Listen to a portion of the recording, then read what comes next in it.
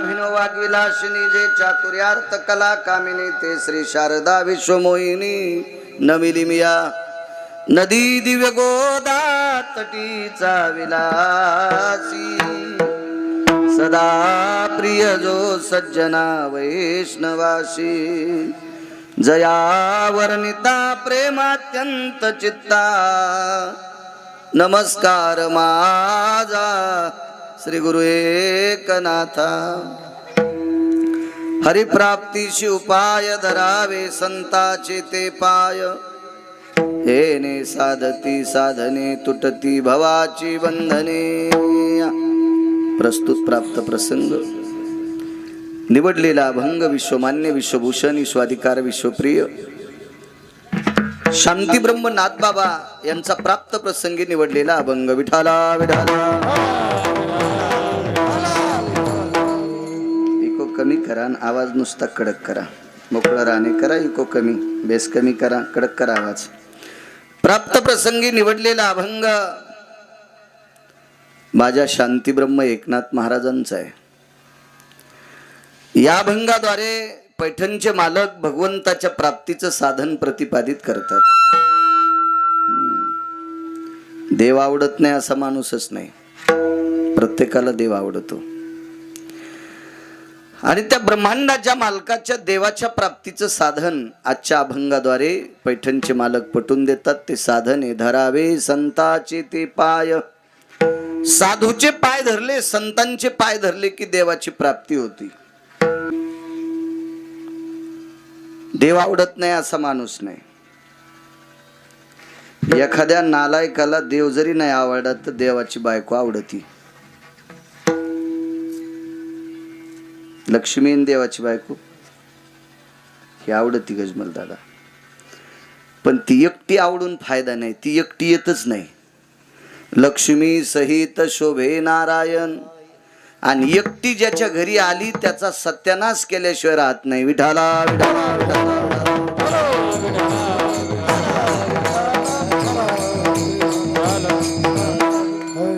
ती मालकासोबत आली, भगवंतासोबत आली, विष्णू परमात्म्यासोबत आली, पंढरपुरातल्या मालकासोबत आली, भगवान प्रभू रामचंद्रासोबत आली। एकच रूप आहेत, ते नाव वेगवेगळे तर ती गरुडावर बसून येते आणि एकटी आली तर प्रेतावर बसून येते। प्रेतवाहिने नमः उलूक म्हणजे घुबड वाहिने नमः उलूक म्हणजे घुबड म्हणतात, ती त्याच्यावर बसून येते एकटी आल्यावर। मग एकटी आल्याच्या नंतर आतापर्यंत 9 लोकांचा नाश केलाय, काही ठुलं नाही त्याच्या माग पुढं एकटीने आल्यावर। मग देव जरी नाही आवडला तर लक्ष्मी आवडती। ऐसा कोणी धावा हे जया नावडे कन्या पुत्र घोडे दाराधन। जगात माणूस नाही त्याला हे आवडत नाही। ज्याला भेटत नाही का ते त्याला भेटतय त्याची चेष्टा करते। ज्याला मिळत नाहीत का ते ज्याला मिळते त्याचं इचकित आहे। हा भाग सोडून द्या, पण पैसा आवडत नाही असा जगात माणूस नाही। अहो घोड्यावर बसलेल्याला पैसा आवडल काही नवल नाही।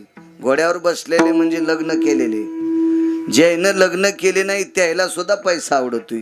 नाही त्या सुटले द्रव्य लोभ माया भस्मदंड छाया तरुवराची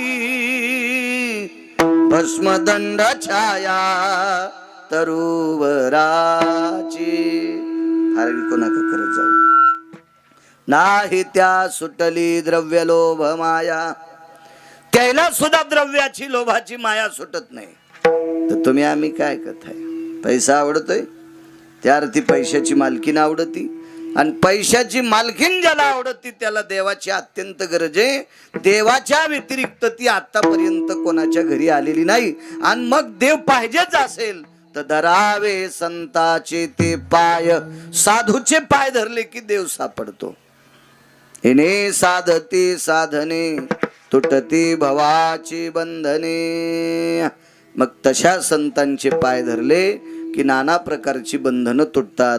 संताविने प्राप्ती नाही आईशे वेद देती ग्वाही। वेदाचा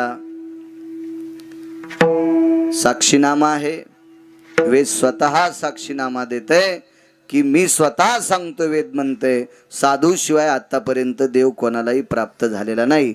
एका जनार्दनी संत पूर्ण करीती मनोरथ. संत मनोरथ पूर्ण करतात. देव करू शकत नाही सज्जनांनो. का? देव जरी तुम्हाला भेटला आणि देवाला सांगितलं देवा माझा असं असं कर, तर ते तुमचा बायोडाटा पाहिजे. आणि तुमचा बायोडाटा बघितल्याच्या नंतर तुमची पूर्ण कुंडली काढ्या तुमचं तसं त्या कुंडलीत लिहिलेलं नसते. जगाच्या मालकाला त्याचा बदल करता येत नाही. बदल करण्याची ताकद मात्र संतात आहे. विठाला विठाला.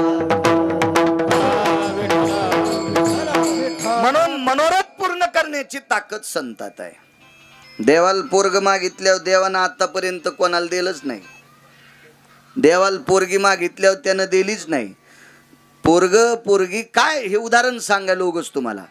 एखादी गोष्ट प्राप्त पाहिजे असेल तर ती संतांनी शिक्कामोर्तब केल्याशिवाय पंढरपुरातला मालक ऐकत नाही. कारण मनोरथ पूर्ण करण्याची ताकद संतात आहे, देव नाही. देवाला त्याचं करता आलं नाही. कर्मे श्रीराम वनवासा गेला.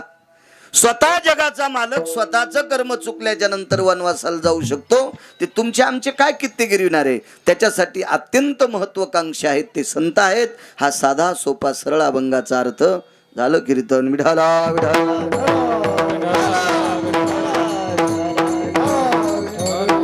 आजच्या कीर्तनाचं औचित्य मोठ्या श्रद्धेने, मोठ्या अट्टहासाने, मोठ्या असीम प्रयत्नाने, भावयुक्त अंतकरणाने चारोधाम यात्रा केल्या. आणि ती यात्रा सफल झाली.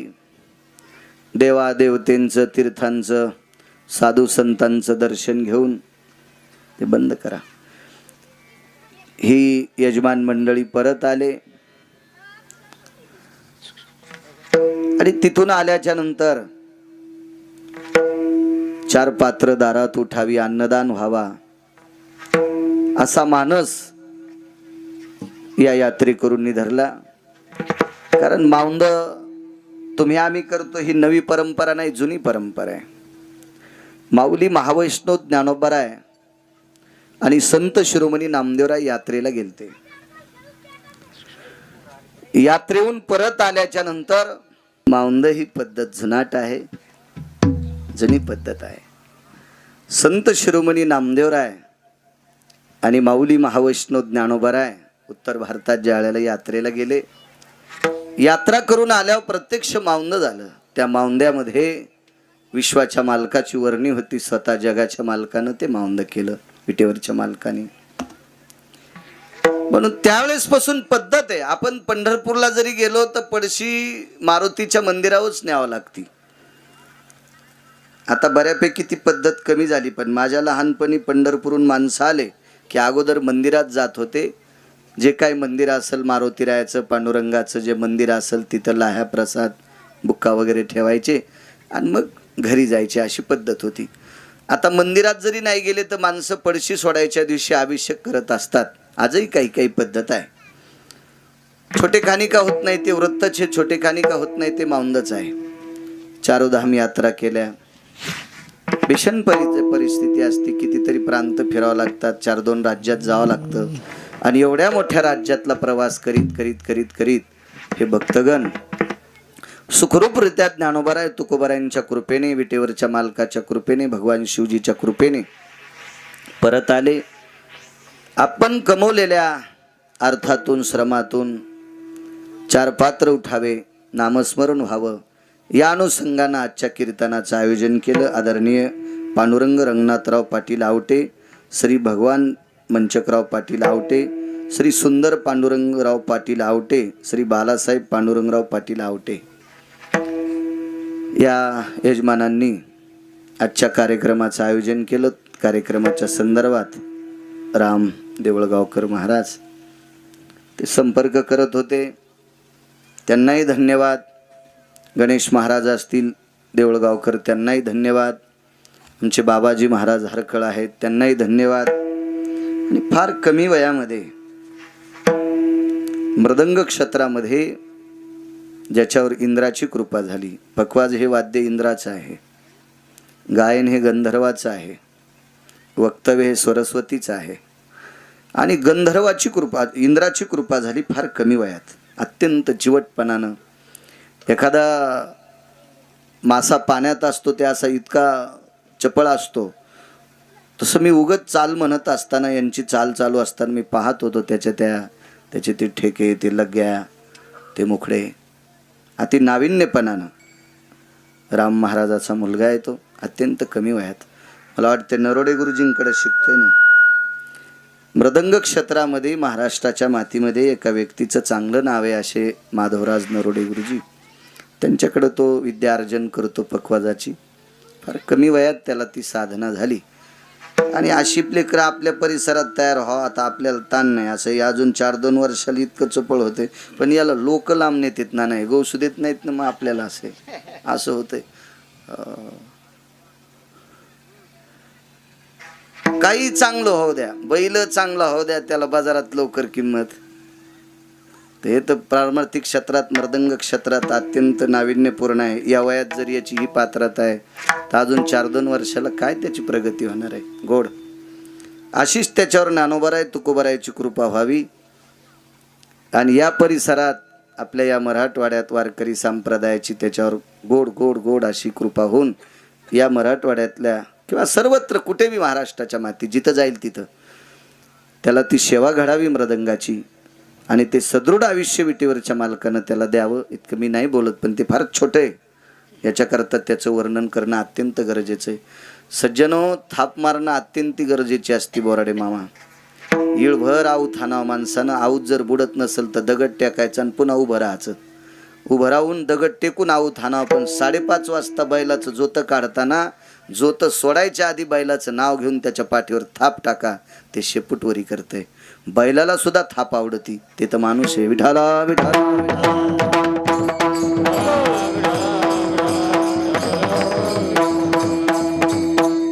आपला अमूल्य वेळ खर्च करून आलेली इष्ट मित्र सज्जन सखे पाहुणे रावणे आणि माळसापूर ग्रामस्थ मंडळी, मायमावल्या, पुरुष आबालवृद्ध सर्वांना धन्यवाद देतो.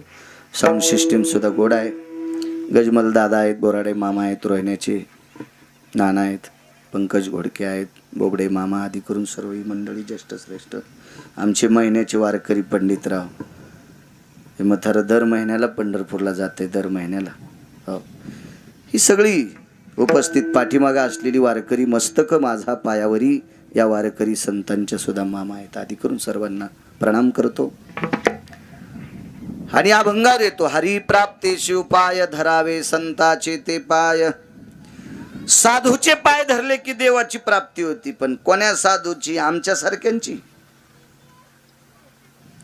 साधू तेची संत, तेची संत. कोण संत? संतांचे पाय धरा असं पैठणच्या मालकांनी सांगितलं. पण संत म्हणायचं कोणाला? मोठाले माळी घालतात त्याला, पांढरे शुभ्र कपडे घालतात त्याला, गंध मोठा पिठलं लावल्याने लावते त्याला नाही. हे तर वरचे भूषण आहेत. टिळे टोपी माळा, हे तर गबाळावरचं गबाळ. संत तेच ज्यांचं अख्खं जीवन देवाशी अविरत झालेलं आहे. देवाच्या व्यतिरिक्त त्यांना काही आवडत नाही, ती संत आहेत. आणि त्या संतांचे पाय धरले की देवाची प्राप्ती होती. विठाला विठाला विठाला.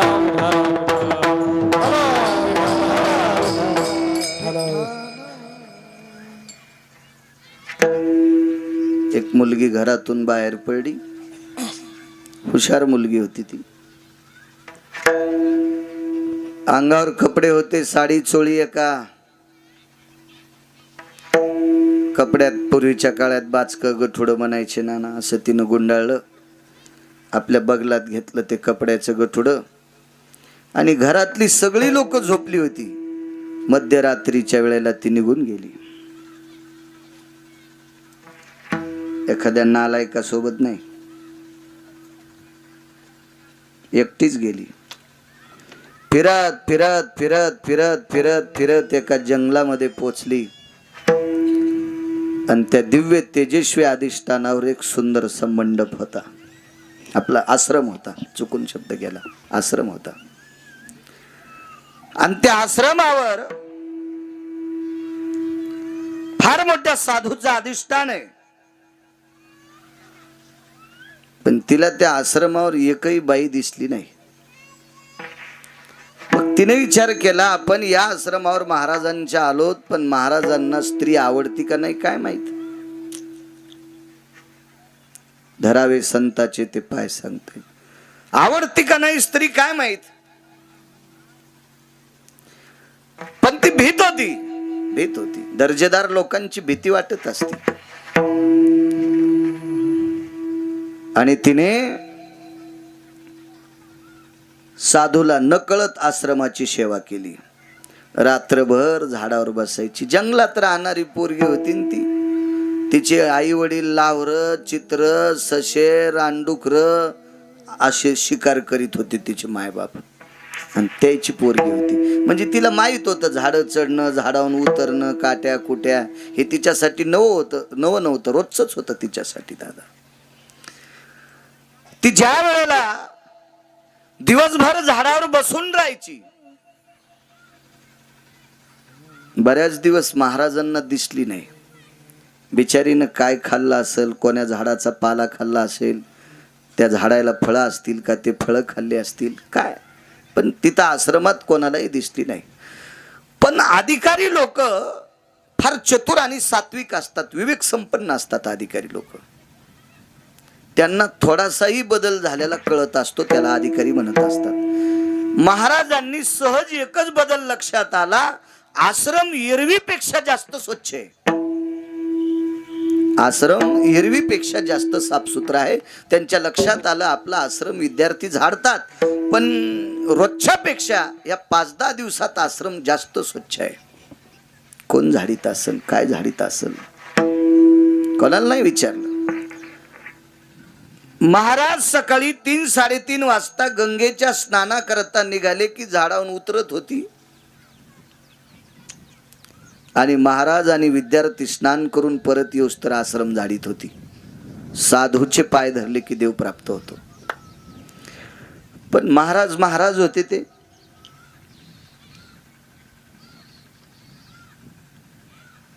महाराज आंघोळीच्या निमित्ताने गेले, अर्ध्या वाटातून परत आले. झाडताच बाई दिसली. आले पाठीमागून. कोण? मी शबरी. कोण शबरी? मी एका भिल्लाची मुलगी आहे, शिकाऱ्याची पोरगी आहे. बर, इथे येण्याचं नियोजन. ते महाराज टोकाची लोक होती ती. फुकट काम करणारा आमच्या लोकांना भेटलं होतं, त्याला चोंभाळलं असतं आमच्या लोकांनी. पण ही तसली लोक नव्हती ना. इथे येण्याचं प्रयोजन नियोजन काय सांगावं तिला. दादा तुमच्या पायाची सेवा करायची, म्हणजे आश्रम साफ करायचा. ठीक आहे. किती दिवस? यावत कायान प्राणान मुच्यते. हे जोपर्यंत या शरीरात प्राण आहे तोपर्यंत तुमच्या आश्रमावरची सेवा करीन. टच महात्म्याच्या डोळ्यातून पाणी आलं. आशीर्वाद दिला. बाई ब्राह्मी मुहूर्तावर वचन दिलं, आश्रमाची सेवा करील. किती दिवसापासून आश्रम जाळतेस, तुला पंढरपुरातल्या मालकाची भेट होईल. गेलो म्हातारा आंघोळीला. ते म्हातारं काय मंदिरात बिड्या वाढणार होतं का? तंबाखू खाऊन इकडे तिकडे कोपऱ्यात थुकणार होतं का? मंदिरात पत्ते खेळणार होतं? सप्त्याला दम नाही, भागवतायला दम नाही, रामायणाला दम नाही, कीर्तनाला दम नाही. आणि नालायक लोकांचा नालायकपणा अजून काही कमी नाही. सुरूच द्यायची. अहो चांगले टचरो हो काही गावामध्ये त्याच्या गौऱ्या पुढे गेल्या तरी ते मारुतीच्या मंदिरात पत्ते खेळतात. हा, देवाला यम इतका मारीन त्या भडव्याला की इंचभर जागा शिल्लक होणार नाही लाल करायची. कोण्या नरकात टाकाव देवाला सुद्धा कळणार नाही ह्या नालायकायला. विठाला विठा.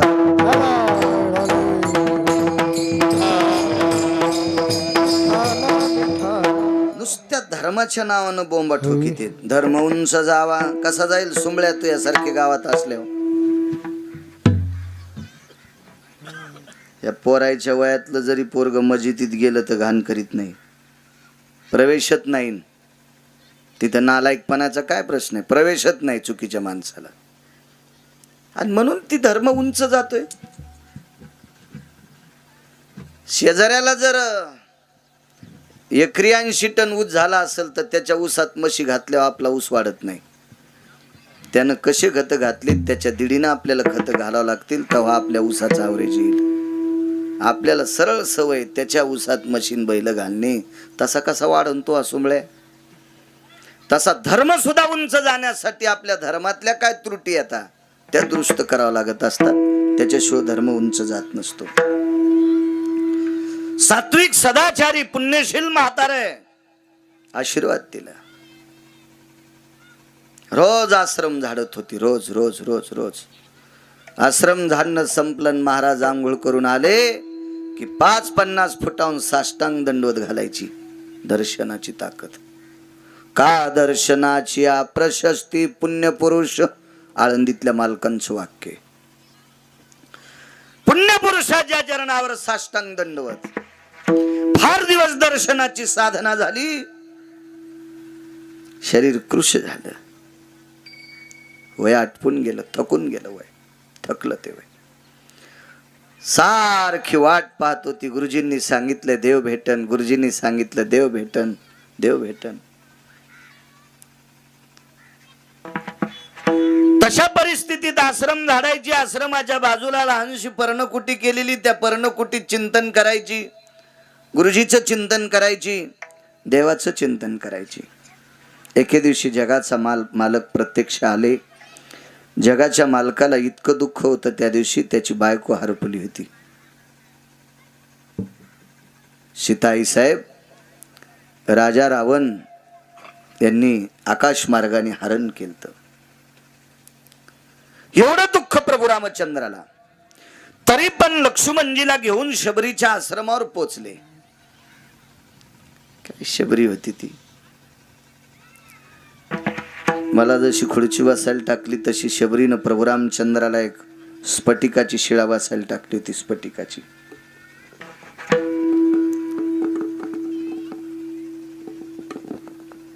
शबरी तास न तास, कधी कधी रात्र रात्र ती स्फटिकाची शिळा घासीत होती. दगडांना नाही गजमल दादा, हातान घासायची. स्फटिकस्य स्पाशानयो पारनिरोरजायते नाम यतम चर्माभयस्थितायाम रुधिरस्यस्ति जायते. पारणी म्हणजे हात, चर्म म्हणजे कातड, रुधिर म्हणजे रक्त. रात्र रात्र त्या कोमल हातानं ती स्फटिकाची शिळा घासायची. घासून घासून कधी कातड जायचं, कधी रक्त निघायचं. इतकी गुळगुळीत ती शिळा केली की भगवंत त्या शिळेवर बसल्याच्या नंतर त्याला काही टोचू नये इतकी श्रद्धा तिची. बसले प्रभू. देवाच्या प्राप्तीचं साधन सांगतोय. ह्याच्यात दोन्ही गोष्टी आहेत. तिचा त्यागही आहे आणि साधूचे पाय सुद्धा आहेत. डोळ्यातल्या पाण्यानं शबरीनं प्रभू रामचंद्राचे पाय धुतले.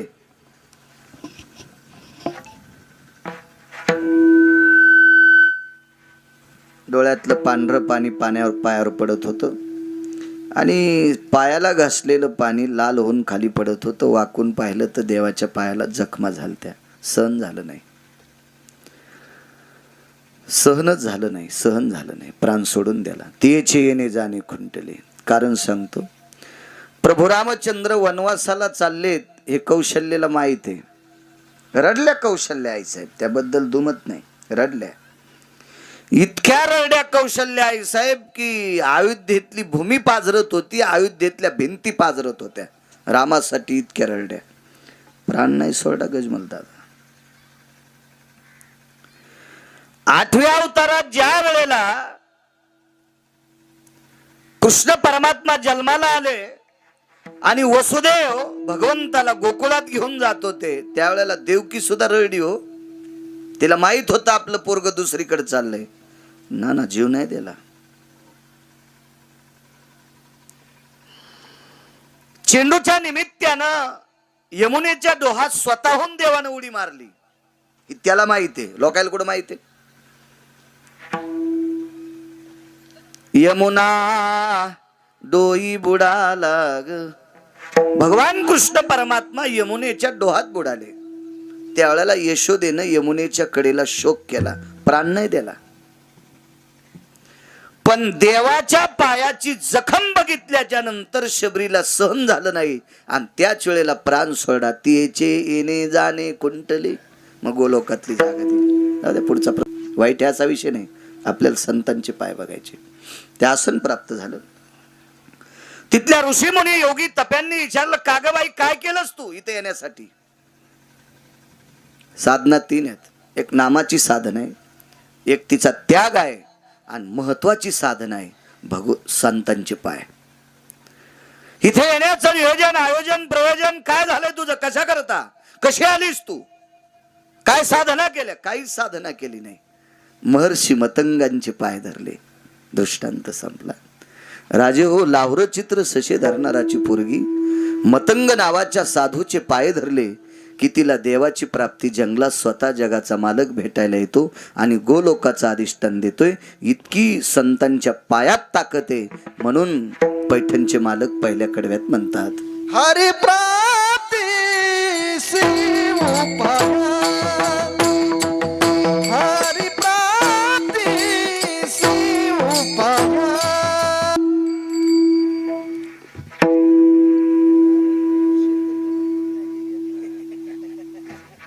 विडाला विडाला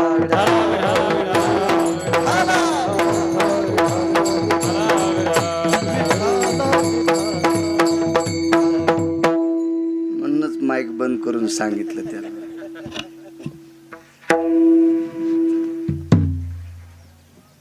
काय ताकद? इतकी मतंगाच्या साधूच्या पायात ताकद आहे, महात्म्यांच्या. त्या बाईने पाय धरल्याबरोबर जगाचा मालक सापडला. एक बाई फार अधिकारी होती, रोहण्याची नाना. 5 पतिव्रतेपैकी जास्त अधिकारी होती गजमल दादा. तिचं नाव होतं चंद्रसेना. नवऱ्यासाठी अमृत प्राप्त करणारी बाई. भारतात नाही, पृथ्वीवर जितके देश आहे ते सर्व देशात एकच होती, ती फक्त चंद्रसेना. चुटकी वाजून सूर्याला सांगत होते, तू आहेस तोपर्यंत विधवा होणार नाही. दर हालत होत, ते दर हालत होत. एवढी अधिकारी बाई.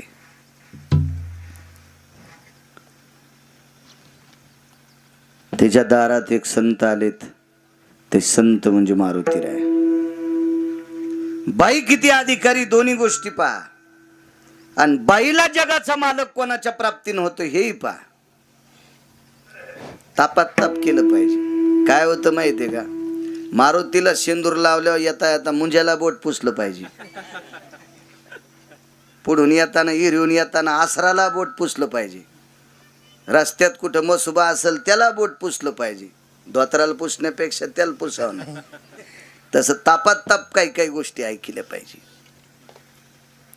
शहाण्या दारे धरणाऱ्यानं गव्हाला पाणी देता देता माल्यावरचं मधलं कुठलं गवत उपटीलच पाहिजे. तो पाणी देताना मोबाईल खेळतो सोंबळ्या, आणि मग म्हणला गवतात लय तण झालं, तुला तणात दाबायला पाहिजे. दारे धरताना कशाला मोबाईल खेळतो? तू उपटेऊन गवत, ते पाणी भिजलेलं असतंय, मुळी सगळं उपटून येतंय, टाकायचं माल्यावर.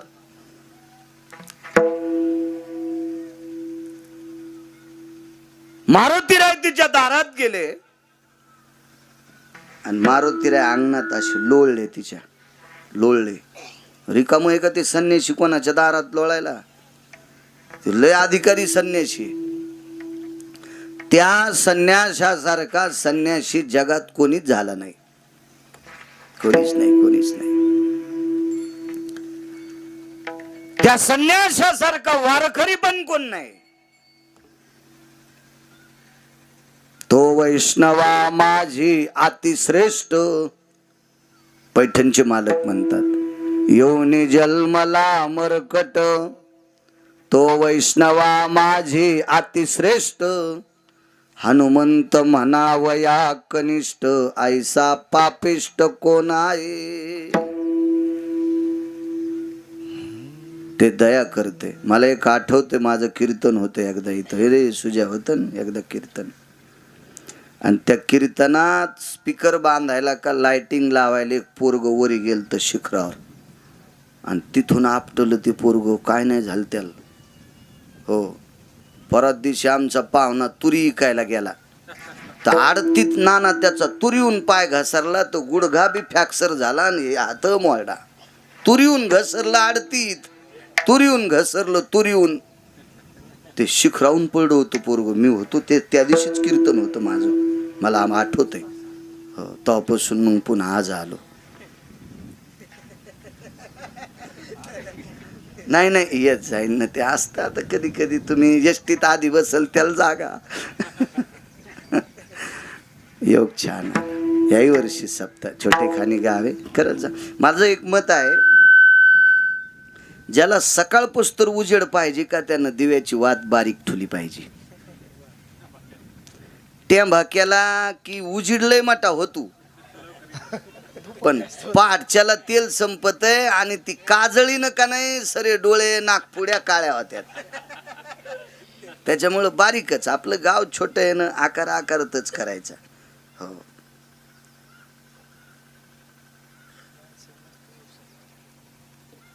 हल्याच्या टकरीत नारळ फुटत येत, दोन्हीच्या मुंडक्याला बांधल्या.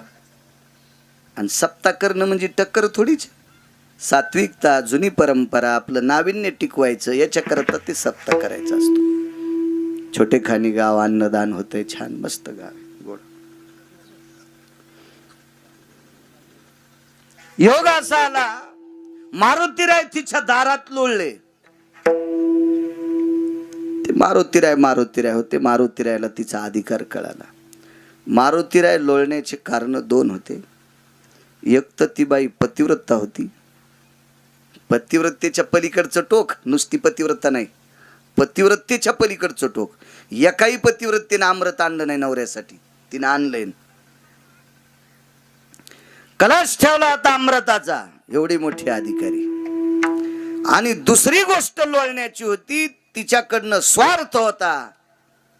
तिला विनंती केल्यावर पंढरपुरातल्या मालकाचा प्राण वाचत होता, प्रभू रामचंद्राचा प्राण वाचत होता. नाही तर तिचं नवरं वाचू देत नव्हतं रामचंद्राला. इतकं दाढ होतं ते रावण. 4 रावण झाले ना, त्याच्यापैकी एक रावण तिचा नवरा होता.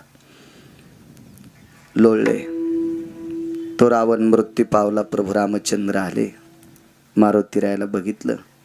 आणि देव किती चतुर आहे बघा, देव चतुर, देव चतुर. देवानं मारुतीरायाचं अंग झटकवायचं निमित्त केलं. अंगाला धूळ लागली होती अशी, असं केलं. आणि मारुतीरायनं तिकडं तोंड केलं की लगेच ती माती अशी कपाळाला लावली मारुतीरायाच्या अंगची. आता ते मारुतीराय म्हणजे बुद्धिमतान वरिष्ठम.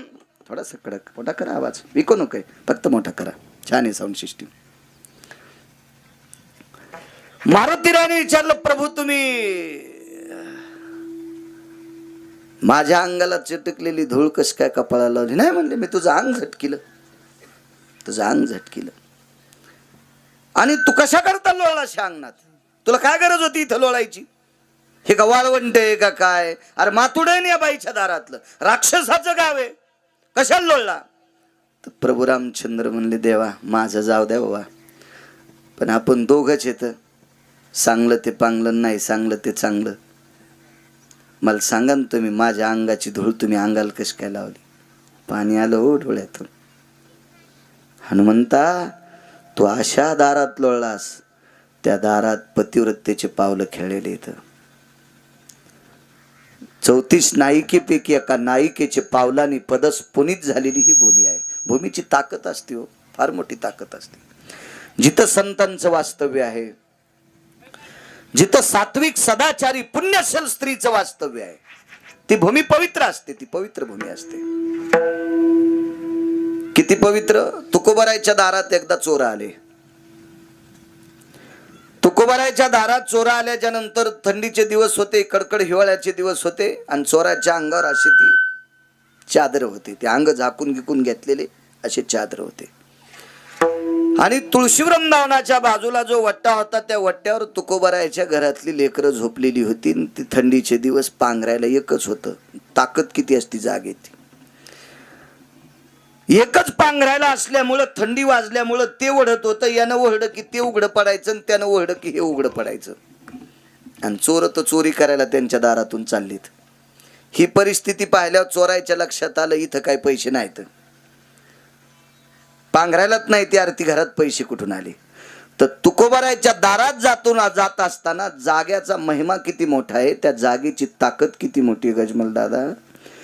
चोर हा चोरी करायला जाणारा व्यक्ती, पण तुकोबारायच्या पदस्पर्शाने, जिजाबाईच्या पदस्पर्शाने पुनीत झालेली ती भूमी, त्या भूमीत आल्याच्या नंतर चोराचा भाव बदलला नाना, आणि त्यानं अंगावरचं चादर तुकोबारायच्या लेकराच्या अंगावर टाकलं.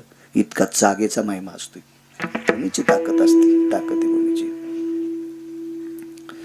राजे हो, कोणी काही केलं असतं ना, इतके लोक पैसे आले तर ते दुसरं पंढरपूर तयार करू शकतात. आता पंढरपूरला काय मंदिर आहेत, याच्यापेक्षा सोन्याचे मंदिर बोराडे मामा करतील लोक. पण चंद्रभागा नाही करता येणार एखाद्या सुमळ्याला, ती कशी करता येईल? त्याच्या बापाची जागिरी आहे का चंद्रभागा करायला, आणि ती फक्त तिथंच आहे. म्हणून जावा तिथंच लागेल, त्याच ठिकाणाला महत्व आहे, त्याच ठिकाणाला. राजे हो, काशीतल्या सारखं मंदिर कुठेही करता येईल. गया नावाची गंगा नाही आणता येणार, चक्र पुष्करणी तीर्थ नाही आणता येणार, मणिकर्णिका तीर्थ नाही आणता येणार. हे कसं आणता येईल? मंदिर करताल तुम्ही, बाकी करू शकत नाहीत. त्या जाग्याचं ते अधिष्ठान स्थान महात्म्य असते, ते तिथंच असते, तिथंच असते. कपिलांची मंदिर सोन्याच्या कपिलाच्या मूर्ती करताल, पण समुद्र तिथं नाही ना आणता याचा, ते तिथंच आहे. म्हणून त्याच जागेवर कपिलाची मूर्ती शोभेल, त्यावेळेला सौभाग्यवती स्त्रीनं तिथंच जाऊन वाण द्यावा. त्या 3 दिवसाकरता सागर स्थिर असतो, ते तिथंच, ते तुम्हाला करता येणार नाही. हे पैशावाल्यानं नाटकं करायचे नाही, बुद्धिवाद्यानं नाटकं करायचे नाही, विज्ञानवाद्यानं नाटकं करायचे नाही. ते ज्यानं ठरिले ते बरोबर ठरवतंय, तुमच्या कोणाच्याही हातात नाही. स्थानाची ताकद आहे. प्रभू रामचंद्राच्या डोळ्यातून पाणी आलं आणि हनुमंता, अरे या मातीला एका तात्विक सात्विक स्त्रीचे पाय लागलेत रे, ती माती कपाळाला लागावी, गरज आहे.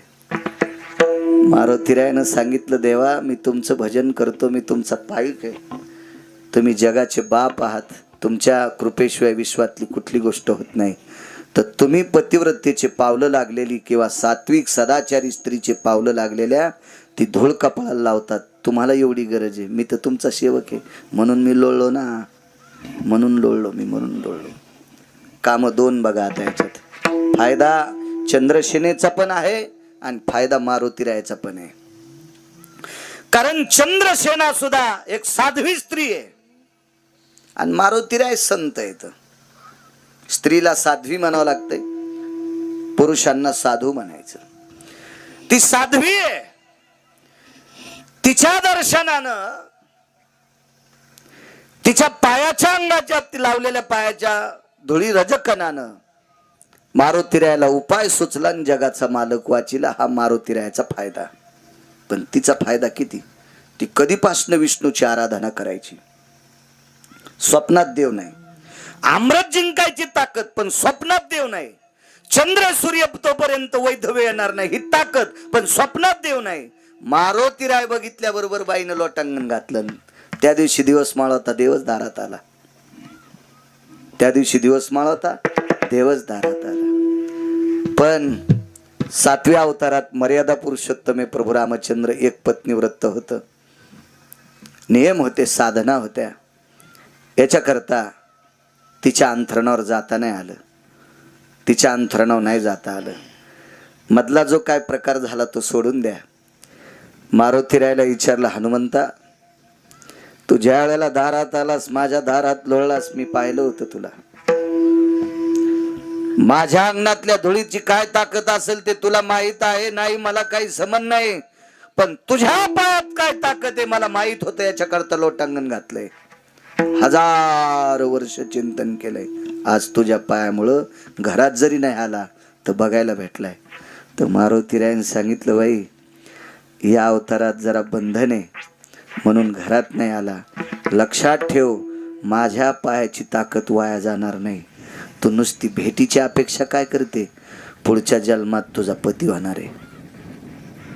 नवरा होणार आहे. आणि खरंच जगाच्या मालकानं या चंद्रसेनेला द्वापार युगात लग्न केलं. ताकद कोणाची आहे? मारुतीरायाच्या पायाची. म्हणून पैठणचे मालक पहिल्या कडव्यात म्हणतात, हरी प्राप्ती शिव पाय, हरी प्राप्ती शिव पाय,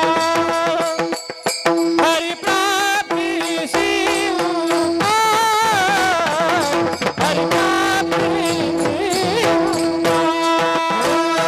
हरी प्राप्ती शिव पाय, हरी प्राप्ती शिव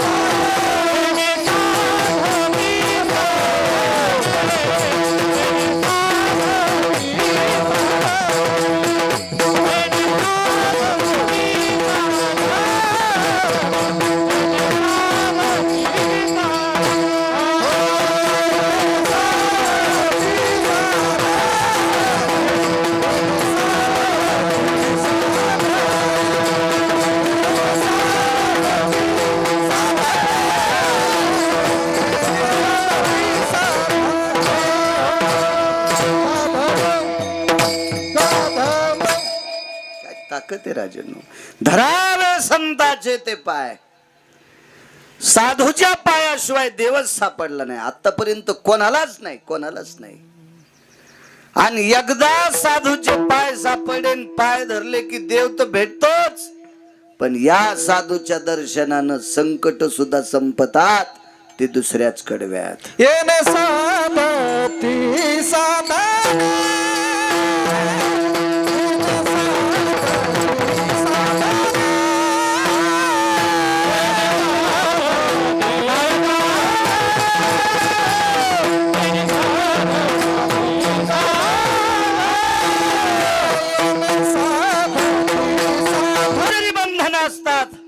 ती फक्त संतांच्या कृपेने संपतात, तुटतात. ती साधनच सापडतात. मग ती खान सापडती, खान साधनांची. हिने साधती साधने, संख्या देणी नाही, किती पण साधनं सापडतात. ती फक्त संतांच्या पायात ताकद आहे.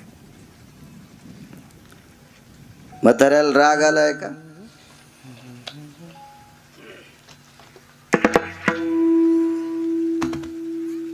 त्याला का राजाचं नालायक कट्ट बोललं होतं त्या म्हाताऱ्याला.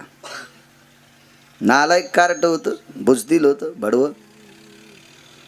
आणि ते बोललं त्या म्हाताऱ्याला. ते म्हातारं भीष्माचार्य. काय ताकद. आणि ते नालायक कार्ट त्या अंध धृतराष्ट्राचं काट्ट दुर्योधन्या बरळला. काय म्हणे, तुम्ही भाकरी आमच्या खाता आणि काम पांडवांचं करता. भीष्माचार्यानं सांगितलं, राजकुमार, आवाज आवाज, राजकुमार, तसलं पाप माझ्या रक्तात नाही रे. मी भाकरी तुझ्या खातोय, काम तुझं करतोय. फक्त तो प्रारब्ध खोट आहे, त्याला मी काय करणार आहे. आणि मला असं वाटतंय माणसांनी लोकांचं इचकिण्यापेक्षा नाना दुसऱ्याचे धुणे धुतल्यापेक्षा गजमल दादा आपल्या आपल्या नशिबाला भांडावं. लय लोक बोबडे आपल्या नशिबाला भांडत नाहीत आणि दुसऱ्याचे धुणे धुतेत. निर्मा घरचा आणि कपडे दुसऱ्याचे धुतो सोबळ्या. काय फायदा आहे तुला नालाय का दुसऱ्याचे कपडे इचकी तू. आपल्या प्रारब्धाला भांडलं पाहिजे. दुर्योधन नालायक होता हो. भीष्माचार्य त्याच्या बाजूला आहेत, द्रोणाचार्य त्याच्या बाजूला आहेत, कर्ण त्याच्या बाजूला आहे. शिव आहे महाभारतातला कर्ण. शिव शिव शिव तो कर्ण बाजूला आहे, कृपाचार्य बाजूला आहेत. मग एवढे मोठे रथी महारथी जवळ असताना किती गोड वागायला पाहिजे. पण चुकीचं वागणूक. आणि म्हाताऱ्याला सांगितलं भाकरी आमच्या खातान काम दुसऱ्याचं करता. म्हणजे गाडीत आमच्या बसायले मतदान दुसऱ्याला हाणायले. म्हणजे बिल्ला आमचा आहे, पक्षाचा झेंडा आमचा आहे, रुमाल आमच्या पक्षाचा आहे. आणि गाडीतून उतरले की पुढच्याच्या कानात सांगता मतदान आम्हाला नको आणू त्याला आण. सध्या मतदान तर गथुड्यावच असते. जिचं गथुडं जडती पाहुणी गोड. रिकाम्या येणाऱ्या पाहुणीला कोण नाही. तिनं भैमुगाच्या शेंगाची थैली आणा. माझी जी कवाशी आल्यात आणि पाट्याहून पायी पायीच आलात का गाडी पाठीली असती ना जी उलथाल्या हो का. आली ती घाम पुशीत पुशीत पण शेंगाची थैली आणली की जी आवडती. बोटुळ्याचं गठुडं, वड्याचं गठुडं, पापडाचं गठुडं. म्हणून तर माणसं म्हणायचे जिचे गठुडं जडती पाहुणी गोड. रिकामी चालली का ती नुसताच पदर हालीत. तिला कोणी विचारित नाही कोणीच. काय सांगू लागलो. कीर्तन.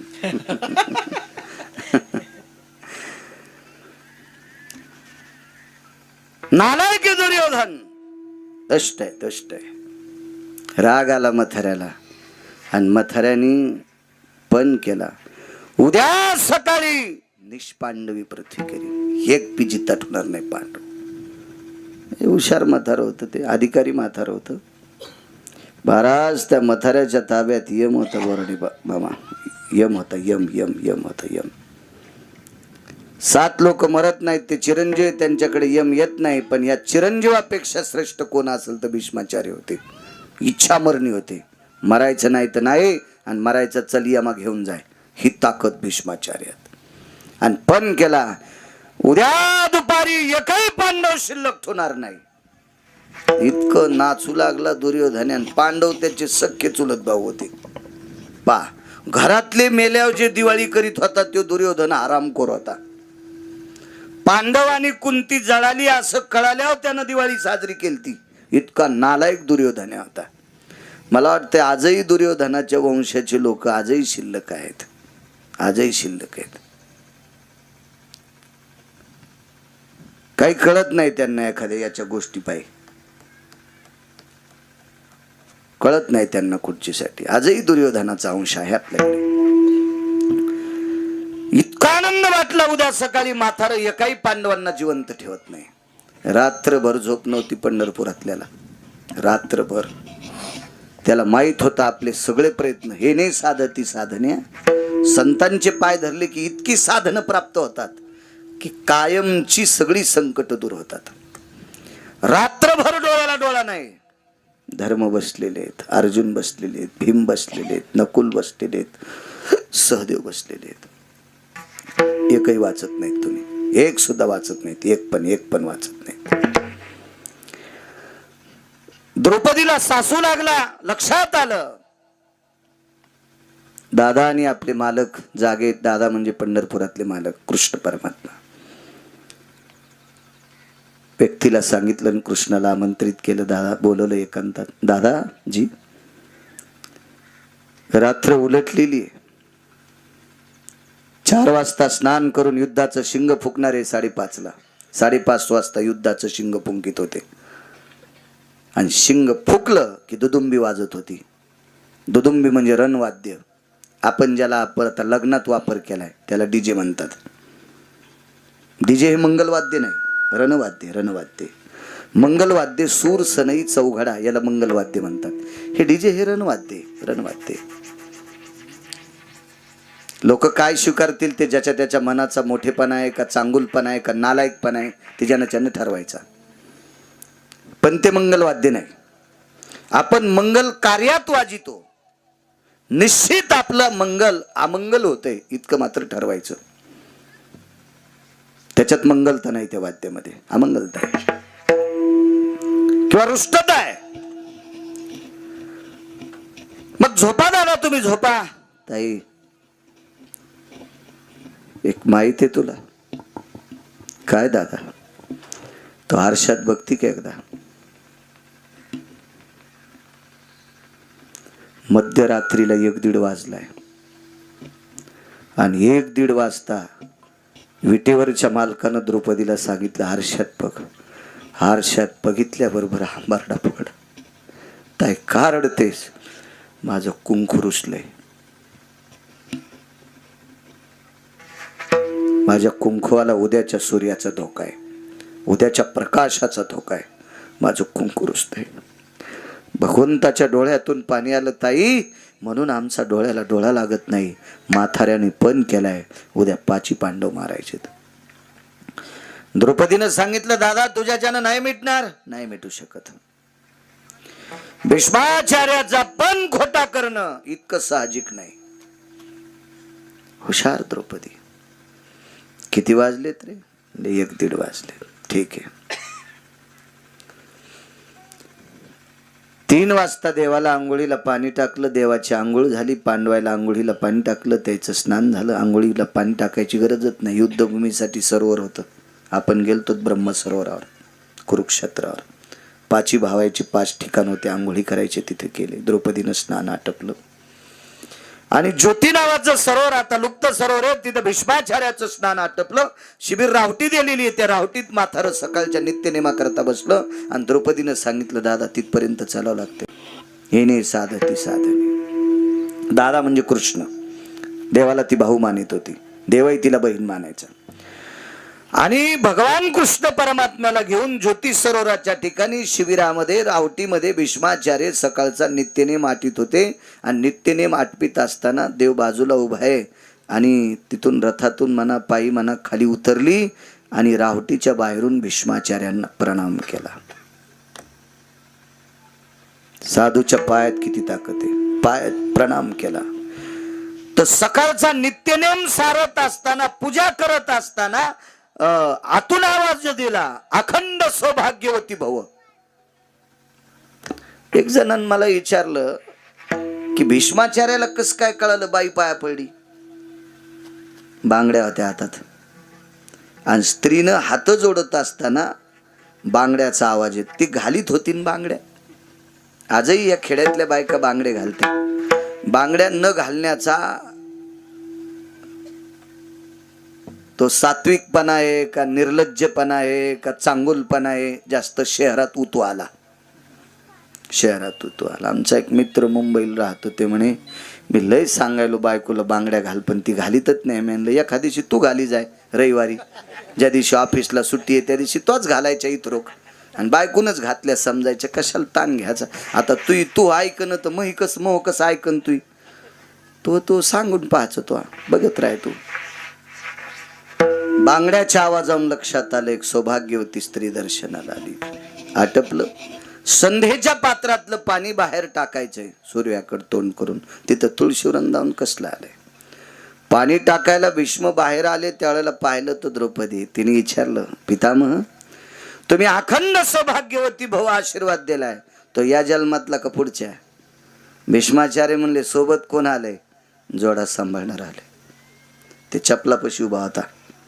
अर्थ 2 आहेत. जोडा सांभाळणार म्हणजे चपलापाशी उभा, आणि जोडा सांभाळणार आयुष्याचा जोडा सांभाळायची ताकद ज्याच्यात ते त्याच्यात कृष्ण.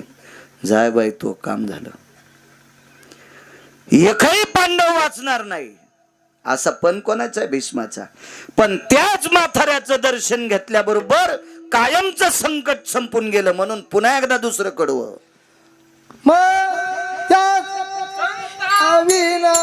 येणे साधती साधने.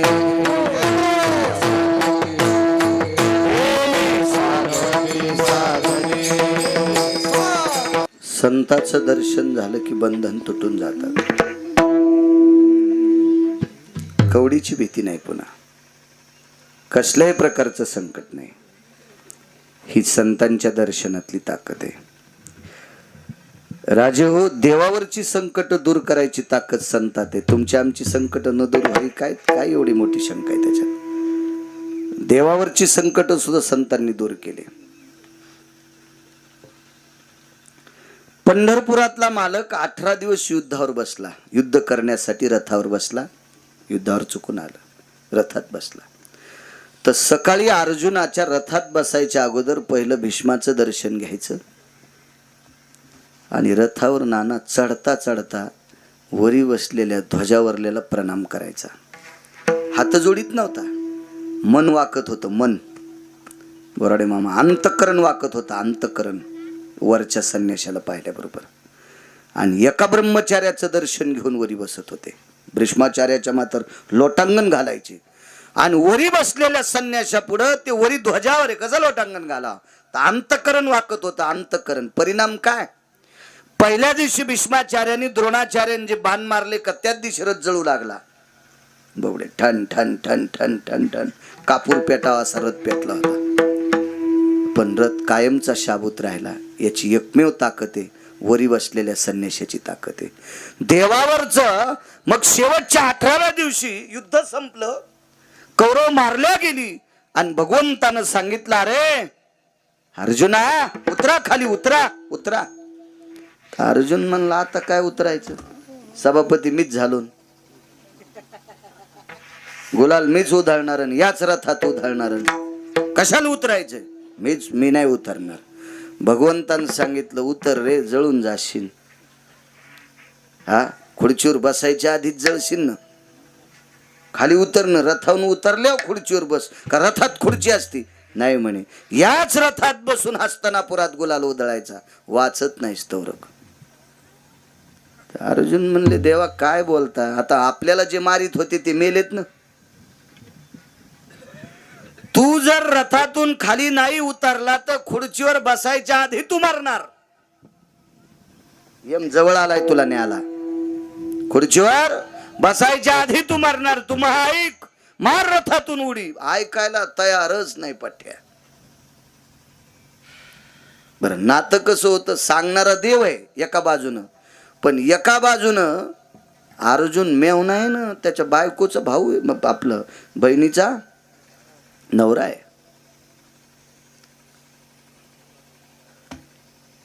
आणि अर्जुनाच्या बायकोचा भाऊ देव आहे. जरा नातं एकीकून लहान आहे, केस त्याच्या हातात आहे. देवानं सांगितलं, अर्जुना देव म्हणून सांगतोय तरी ऐक ना. नाही म्हणले, आता शत्रू संपलेले आहेत.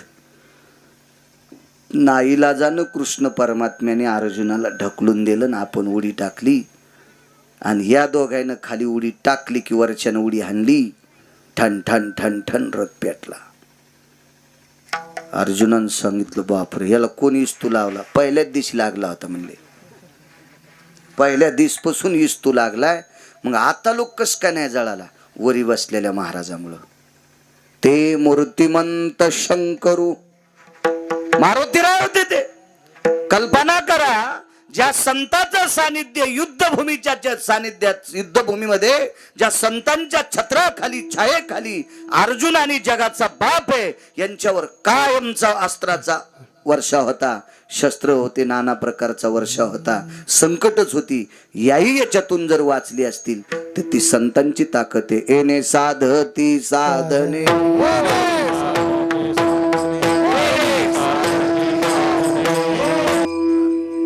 तुटती भवाची बंधने. कितीतरी पुरावे आहेत, संतांच्या कृपेशिवाय बाकीची बंधनं तुटत नाहीत. विठोबा रघुमाई,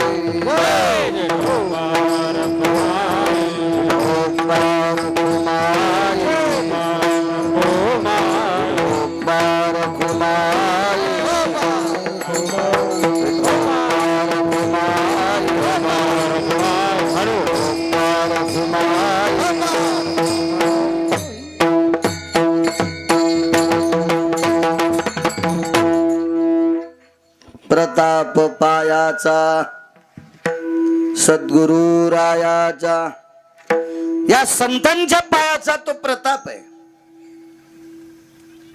एक दोन उदाहरणात तुम्ही श्रवण केला. तुम्ही चारोधाम यात्रा करून आलात. बद्रिकाश्रम पाहिला, रामेश्वर पाहिले, काशी गया, द्वारका, जगन्नाथपुरी, ही सगळी काही तीर्थ तुम्ही बघून आलात. बद्री केदार. बद्रिकाश्रम म्हणजे प्रत्यक्ष विष्णूचं अधिष्ठान आहे. तिथं तीर्थाचं महात्म्य लक्षात घेतलं पाहिजे. नाही तर त्या यात्रा काढणारे ती लक्झरी काढते डुकर कोंडून न्याचे. तिथं गेला की दरुजा उघाडा, पडा पाया, रातचा भात गरम करून खाऊ घालायचा, पुन्हा बसा त्या लक्झरीत की पुन्हा डुकर दुसऱ्या जाग्यावर. काही अर्थ नाही अशा यात्रा करून. तुम्ही ज्या ठिकाणाला गेलात त्या ठिकाणाचं स्थान महात्म्य तुमच्या लक्षात असलं पाहिजे. आम्ही तर तुम्हाला काही करायला लावतो चिलरीसाठी. त्या पापानं आम्हाला कोण्या नरकात देव टाकील ते देव ठरील, पण तुमच्या तर दिवसा डोळ्यात माती पडायली ना. तीर्थयात्रा करत असताना ज्या तीर्थावर गेलात त्या तीर्थाचं स्थान महात्म्य लक्षात घ्यायचं, तर ते तीर्थ आपल्याला पावत असतं. काय जगन्नाथपुरीचा अधिकार? कशा करता जगन्नाथपुरी? त्याला पुरी का म्हणतात? मोक्षपुऱ्यापैकी एक पुरी आहे ती. का म्हणायचं त्या जगन्नाथपुरीला? कशा करता जायचं? तिथल्या देवांना हात का नाहीत? तिथली देव काष्टाची का आहेत? त्या पाषाणाच्या मूर्ती का नाहीत? त्या धातूच्या मूर्ती का नाहीत? त्या लाकडाच्याच का मूर्ती आहेत? सागरामध्ये मोठं लाकूड त्या अमक्या अमक्या तिथीला वाहत येते. त्या दिवशी ते लाकडाचा ओढका पकडतात, त्याच्यावर चर्या करून त्याच्या मूर्ती तयार करतात. त्याचं मोठं नाविन्य आहे पुरी. पुरी फार मोठं नाविन्य आहे.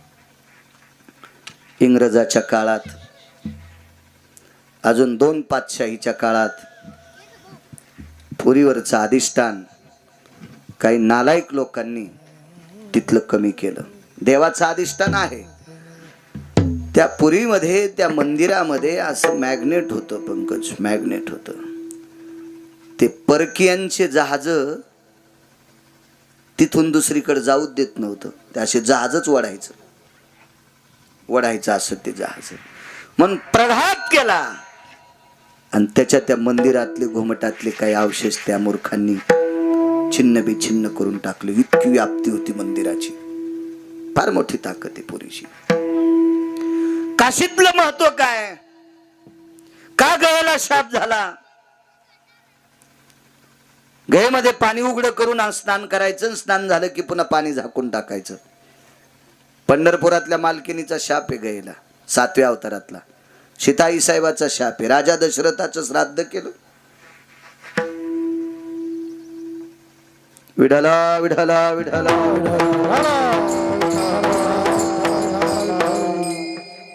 राजा दशरथाचं श्राद्ध केलं, पिंड तर्पण केलं. त्या पिंडावर केतकीचं फुल वाहिलं.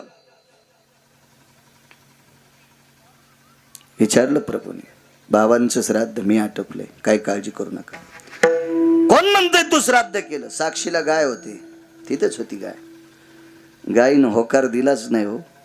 म्हणून गायीला, इतकी गाय आपल्या संप्रदायात पवित्र आहे, पण ती तोंडानं मल भक्षण करते, तितका शाप आहे.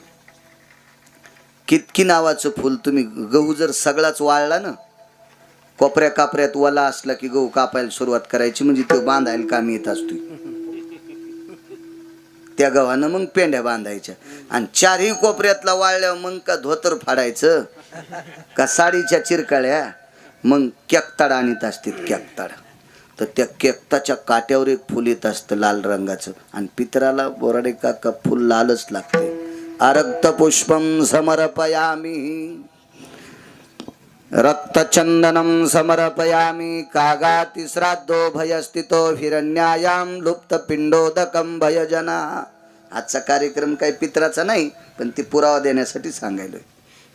लाल फुल समर्पित करत असतात. त्या फुलाला सांगितलं तुला, मला नाही पत्ता. तेव्हापासून केतकीचं फुल अपूज्य ठरलं. आता गयेच्या पात्रात श्राद्ध केल्यावर तिनं हो म्हणावं ना, तिलाही शाप द्याला. जिथं उघडी असतील तिथं किडे पडतील. आजही परंपरा आहे. पाणी उघडं केलं की नितळ आणि कायमचं उघडं ठुलं की पुन्हा किडे. काय शाप आहे. कुठं विज्ञान झोपी गेले ते म्हणते आम्ही देव मानित नाही. बसायची जागा हाणायला पाहिजे विज्ञानाची. त्या विज्ञानाला खाली बसून जेवतात नाही आलं पाहिजे ना आलायकाला. तो दुसरीकडे कुठं उड्या हाण. परमार्थात कशाला उड्या हाण तू सुंबळ्या. परमार्थात नको उड्या हाण. काशीचं गयेचं अधिष्ठान. काय रामेश्वराची पात्रता आहे. वा. माझ्या भगवान प्रभू रामचंद्रांनी भगवान शिवजीची स्थापना तिथे केली आणि प्रभू रामचंद्रांनी सांगितलं या समुद्राच्या तीरावर माझ्या शिवजींचं दर्शन घेतलं की माझंही दर्शन प्राप्त झालं. अशा नाना प्रकारच्या आख्यायिका रामेश्वरांच्या आहेत. द्वारका काय द्वारकेचा अधिष्ठान आहे. उंच असा ध्वज असतो द्वारकेचा. जिथं झेंडा बांधते ध्वज बांधते तिथून नारळ सोडलं की नारळ चुरा होतं. इतकं उंच. दिवसात 2-3 वेळेला झेंडा. 70-71 मीटरचा झेंडा. वरी जाऊन तिथं जाऊन झेंडा तितकं वारा असो काही असो बांधायचा नित्य नेम. फार मोठं नाविन्य. दिवसात 1-1, 2-2 वेळेला पाणी अलीकडे येते पुन्हा पलीकडे जाते. काय कळतच नाही. काय कसं काय पाणी अलीकडे येतंय आणि 1-2 तासांनी 4-2 घंट्यांनी पाहिलं की तिथं कोरडपट सगळं मोकळपट होतं. काय लिला असेल सज्जनांना. काय लिहिलंय ते. का आपल्या मका गिकातलं पाणी थोडंच मोटरीन सोडून पलीकडच्या दांडात गेल्यावर याच्यातलं कोरडं झालं असं थोडंच. समुद्र आहे ते. समुद्र आहे. प्रत्येक तीर्थाचं नाविन्य वेगवेगळं आहे. प्रत्येक तीर्थावरचा विधी आहे. केदारनाथ असेल बद्रीनाथ असेल. एका ठिकाणी देवाचं शिरे एका ठिकाणी पाठ आहे. रेड्याचं रूप घेतलं भगवान शिवजीनं. अर्जुनाची गदा लागली. एक अदृश्य झालं. एक तिथं एका ठिकाणी पाठ आहे म्हणून तिथं लोणी लावण्याची पद्धत आहे. तिथं शिर आहे. लोक 2 ठिकाणचे 2 अधिष्ठान. काय प्रत्येक तीर्थाचा महिमा. अलकनंदेचा महिमा बघा. मी अजून एकही तीर्थ पाहिलं नाही तरी पाहणाऱ्यापेक्षा जास्त सांगतो. वाचितो ना त्याच्यापेक्षा जाऊन येणाऱ्यापेक्षा जास्त सांगतोय. एका तीर्थात जर बोट घातलं बोराडे काका तर बोट वागतं इतकं थंड पाणी. आणि एका तीर्थात जर उपरण्यात असं थोडं मोकळं बांधलं आणि 10 मिनिटं जर ते थोडं ठुलं तांदळाचं तर भात शिजून वर येतोय. त्या गठोड्यात भात शिजतो. इतकं पाणी गरम आहे आणि बाजूला पाणी इतकं थंड आहे. काय लिहिलं असेल. कुठेही ज्ञान झोपलं इथं. आमचा एक पाहुणा उनकेश्वरला सोबत माझ्या आलता. आजाच रगील होता. जरा जोरा पैसे होते त्याजवळ. त्याला ते मोठं म्हणत होता. माणसाने स्वतःला मोठं कधी म्हणायचं माहितीये का. आपल्यापेक्षा पैसे दुसऱ्याजवळ जास्त नाहीत त्यानं म्हणायचं मी मोठा. त्याकडे 1 कोटी रुपये असतील पंकज एखाद्याकडं पुढच्याकडे 4 कोटी असल्यावर ह्या सुंबळ्याला मोठं कशाला म्हणायचं. पण ते बुटकं भर पाणी घेऊन समुद्राला आंघोळ घालते. तू तोंडच धुतलं नाही सुंबळ्या तू आणि तू काय समुद्राला आंघोळ घालतो. असं एक पाहुणं होतं आमचं. तिळभर करायचं आणि इळभर सांगायचं. इतके येडगळ पाहुणे नाहीत माझे म्हणा. पण जसं आता तुम्हाला राग येईन म्हणून मायावर घ्यालो.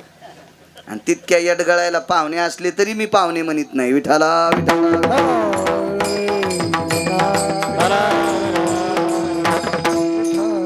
ते नेलं आपलं ते उनकेश्वरला माहूरचं दर्शन घेतलं. आम्ही गेलतो 4-2 वर्षापूर्वी दर्शन घेतलं आणि मग उनकेश्वरला गेलोत.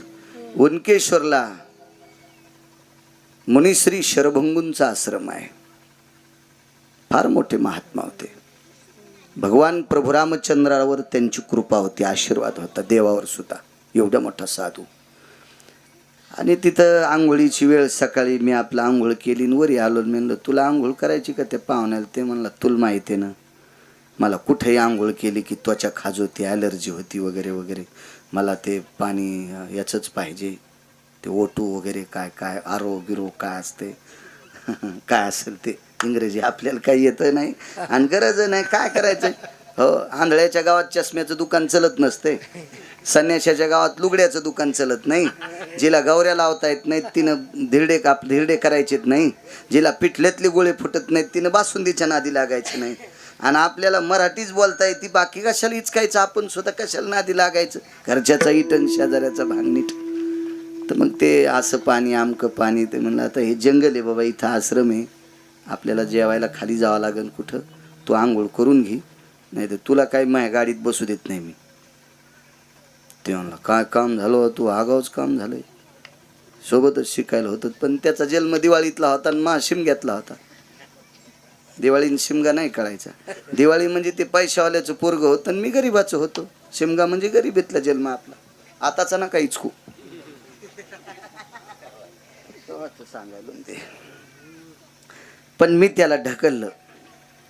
थंडीचे दिवस होते बोराडे मामा. मधात गेल्या होते बाहेरच येणं. म्हणला बाळू पाणी तर गरम आहे. कोणी केलं? म्हणलं तुया मेवणीनं. स्टोप येतील त्या म्हणलं खालून तुया मेवणीनं, त्याच्यामुळं पाणी गरम झाले.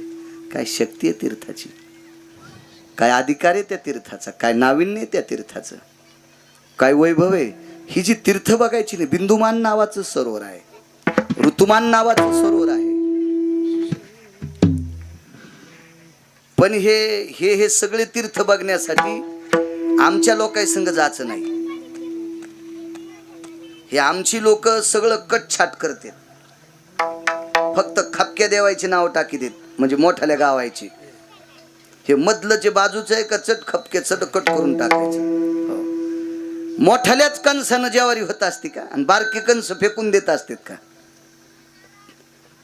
मोठ्या कंसाच्या याला जेवारी होईल, पण ते चिपाट खात नसते, ते चिपाट खपके असते. बारक्या कंसाला जेवारी कमी होईल, पण चिपाट बारीक असते.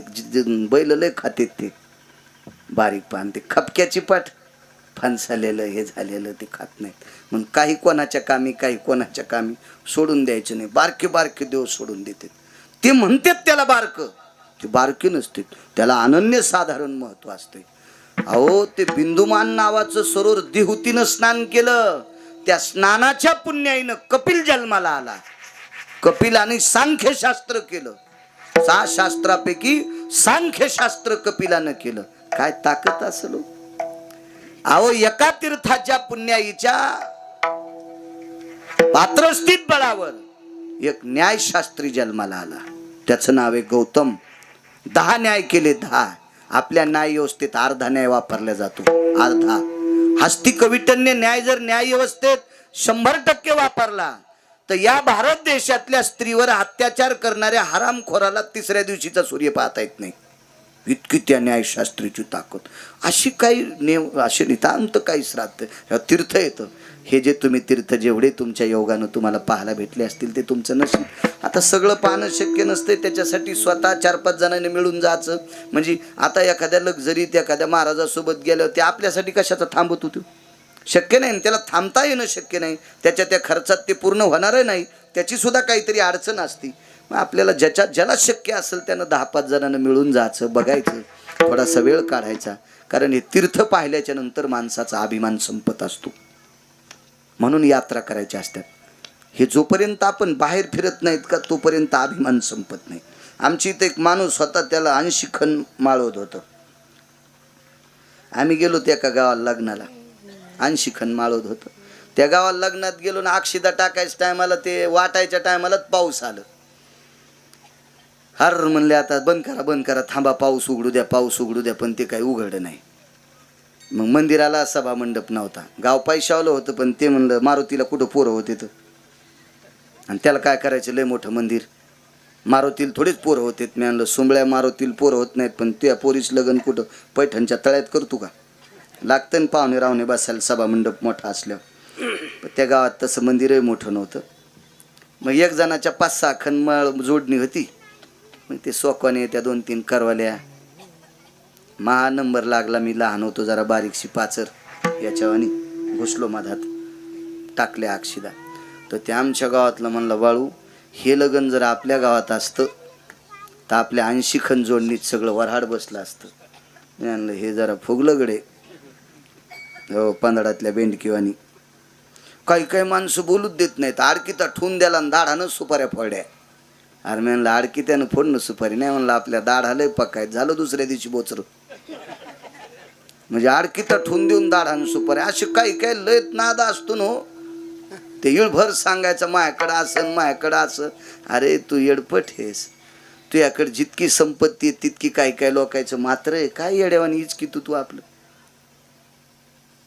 फिरल्यावर माणसाचा अहंकार संपत असतो. फिरल्यावर अहंकार संपतो. राजे हो, रावणाचे 269 किलोमीटर लांबीचं भिताड होतं सोन्याचं. उंची 11.5 फूट आणि रुंदी 4.5 फूट. 2 फुटाचा कोपरा तोडा तर 35 वेळेस आमदार रावण. कोणाची माय येली त्याच्या विरोधात फॉर्म भरायची. हे तीर्थयात्रेत पाहिलं आपण. भांगाऱ्याला मोजतो का मग गजमल दादा? आमच्याकडे 150 एकर जमीन. तू अंगावर घेऊन खाली मर. आम्ही 700 एकरवाले पाहिले. तू 150 एकरवाला काय येड्यावानी उलट्या उड्या आणायला? काय नसतं एवढं. याच्याकरता माणसं मग ते 80 खण जोडणीवालं कहा म्हणायचं, बाळू त्या लग्नात कसं झालं रे, तू चढ भिजला होतास, मी भिजलो होतो. आम्ही गेलो ते एकदा पुण्याला, याला मुंबईला कीर्तनाला.